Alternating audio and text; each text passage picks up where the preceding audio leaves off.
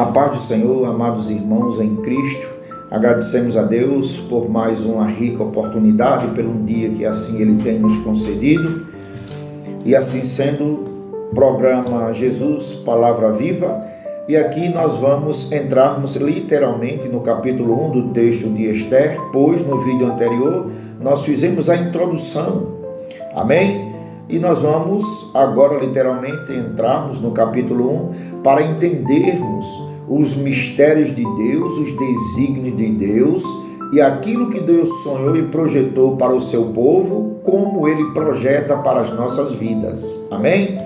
No versículo 1, a palavra de Deus diz assim: E sucedeu nos dias de Assuero, o Assuero que reinou desde a Índia até a Etiópia, sobre 127 províncias. Amém? No versículo 3, a Bíblia diz que no terceiro ano do seu reino, ele faz um banquete e convida os 127 príncipes das 127 províncias, como o texto diz que ele governou, ele reinou da Índia até a Etiópia, e ele convida todos esses príncipes para mostrar a sua glória, as suas riquezas, como diz no versículo 6, versículo 7, onde fala os mármores, colunas de mármore, leitos de ouro e de prata, mármore vermelho, azul e branco e preto, enfim.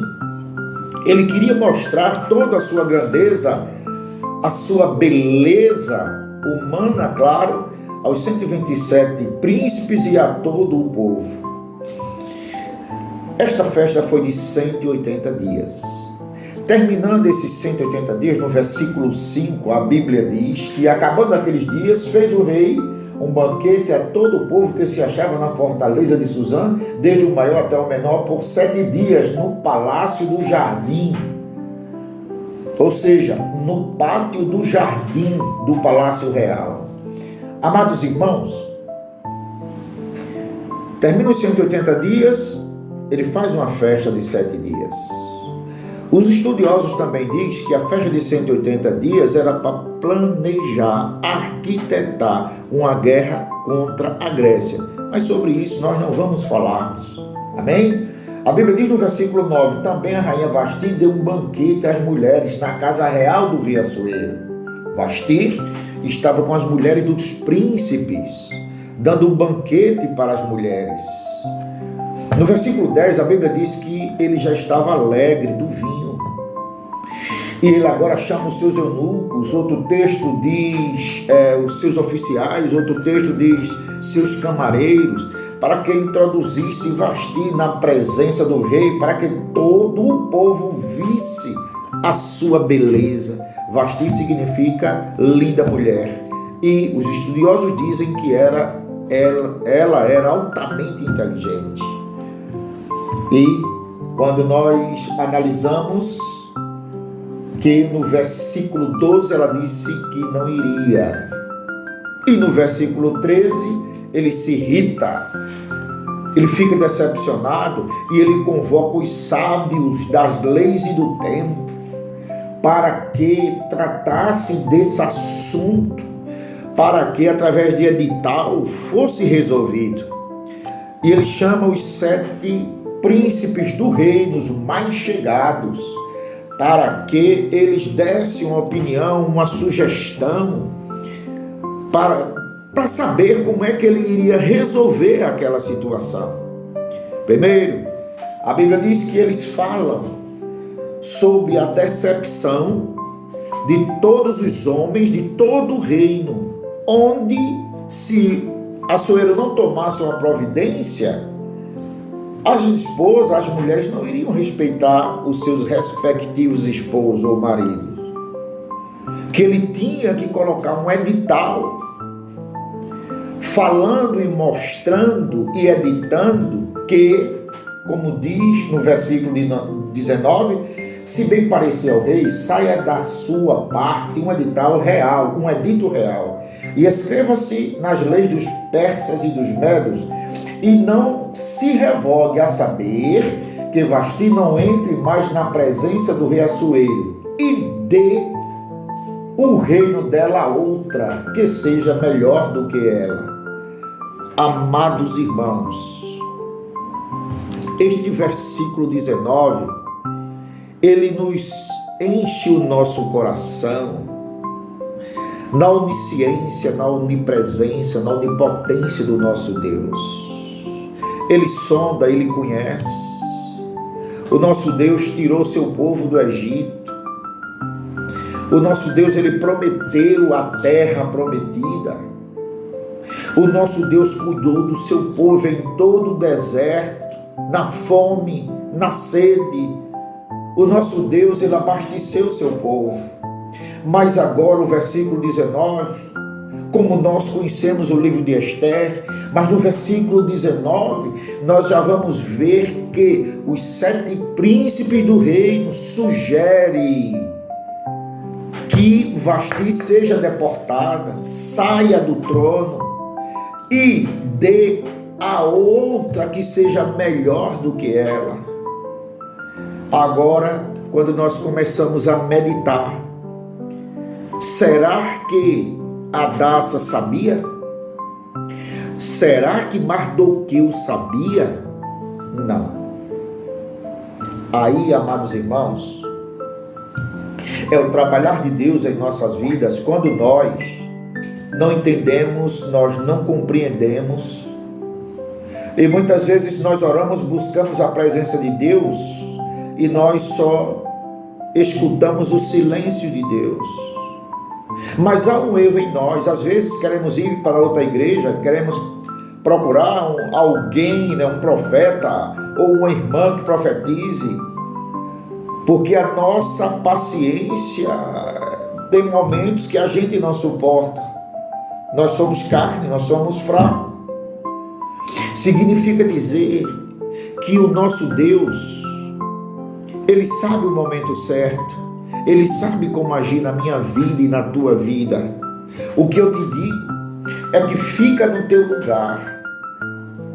Para o sobrenatural de Deus, só existem os caminhos. Quais são os caminhos? Oração, jejum, consagração e humilhação. Não tem outro caminho para nós vivermos o sobrenatural de Deus e Deus nos revelar a sua grandeza. Este texto, quando se diz que dê o seu reino a outra que seja melhor do que ela, aí nós vamos olharmos para Hadassa. Ela não sabia, não tinha pai nem mãe. Mardoqueu não sabia, tinha que cuidar de Hadassa, mas os planos de Deus na vida de Mardoqueu e de Hadassa era tremendo. Os planos de Deus dentro deste contexto da Bíblia Sagrada.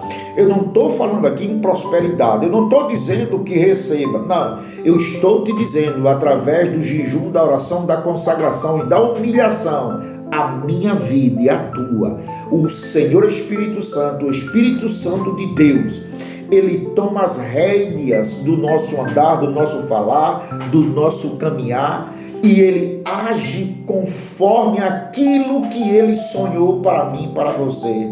Glória seja dada ao nome do nosso Senhor Jesus. E quero deixar bem claro, a Bíblia diz no livro de João, capítulo 1, versículo 1, que se segue: tudo foi feito para Jesus e por Jesus. Sem ele, nada do que foi feito seria. O nosso Deus, o nosso Jesus já existia. Quando nós falamos do Espírito Santo, do Senhor Espírito Santo, a Bíblia diz o quê? Que no versículo 2 do livro de Gênesis, capítulo 1, a Bíblia diz que o Espírito Santo de Deus, ele pairava e caminhava sobre as águas. É real.